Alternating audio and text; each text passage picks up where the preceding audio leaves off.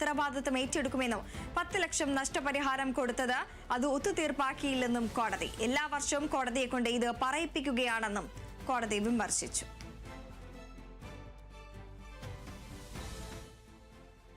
എറണാകുളം ആലുവയിൽ കുഞ്ഞിനെ പുഴയിലെറിഞ്ഞ് കൊലപ്പെടുത്തിയ കേസിൽ അമ്മയുമായി പോലീസ് തെളിവെടുപ്പ് നടത്തി.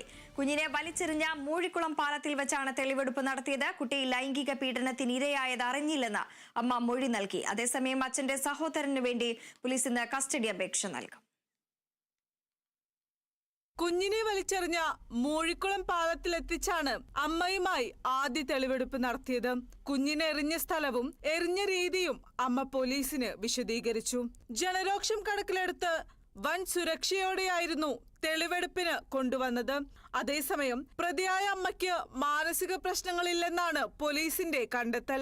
കുട്ടി ലൈംഗിക പീഡനത്തിനിരയായത് അറിഞ്ഞില്ലെന്നാണ് അമ്മ മൊഴി നൽകിയത്. ഭർത്താവിന്റെ വീട്ടുകാർ കുട്ടിയിൽ അമിത താല്പര്യം കാണിച്ചത് അസ്വസ്ഥപ്പെടുത്തി. കുട്ടിയിൽ നിന്ന് തന്നെ ഭർത്താവിന്റെ കുടുംബം അകറ്റുന്നതായി തോന്നിയെന്നും ഭർത്താവ് മറ്റൊരു വിവാഹത്തിനൊരുങ്ങുന്നതായി വിവരം കിട്ടിയെന്നും അമ്മ മൊഴി നൽകി. തന്നെ ഒഴിവാക്കിയാൽ കുട്ടി എങ്ങനെ ജീവിക്കുമെന്ന ആശങ്കയുണ്ടായെന്നും അതിനാലാണ് കൊലപാതകം നടത്തിയതെന്നുമാണ് അമ്മ പോലീസിനു നൽകിയ മൊഴി. എന്നാൽ അമ്മയുടെ മൊഴി പോലീസ് പൂർണ്ണമായും വിശ്വാസത്തിലെടുത്തിട്ടില്ല. കുട്ടിയെ പീഡിപ്പിച്ച കേസിൽ അമ്മയെയും പിതൃ സഹോദരനെയും ഒരുമിച്ചിരുത്തിയും ചോദ്യം ചെയ്യും. Kerala vision news, Kochi.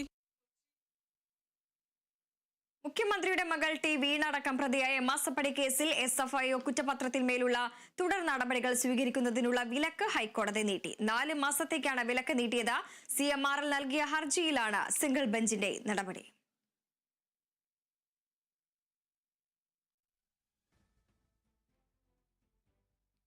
Plastic മാലിന്യം തിന്ന് മൃഗങ്ങൾ ചത്തതിനെ തുടർന്ന് ശബരിമലയിൽ മാലിന്യം തള്ളുന്നവർക്കെതിരെ കർശന നടപടിയെടുക്കാൻ ഹൈക്കോടതി നിർദ്ദേശം.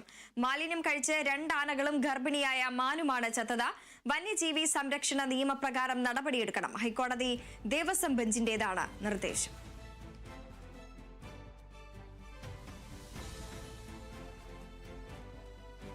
KPCC പുനഃസംഘടന ഉടൻ പൂർത്തിയാക്കാൻ ഹൈക്കമാൻഡ് നിർദ്ദേശം.